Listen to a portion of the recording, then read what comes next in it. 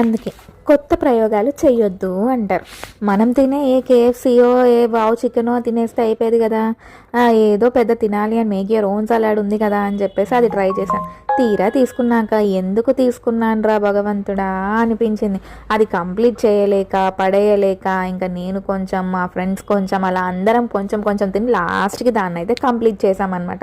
ఇందులో చికెన్ ముక్కలు ఎత్తుక్కున్నాం కానీ దొరకలేదు. అలా తిన్న ఫుడ్ని ఇలా డిఐవై షాప్లోకి వెళ్ళి అక్కడ ఉన్న cute cute Christmas related gifts అన్నీ ఎక్స్ప్లోర్ చేసామన్నమాట. నాకైతే ఇక్కడ ఇవి చాలా నచ్చాయి ఈ షాప్లో.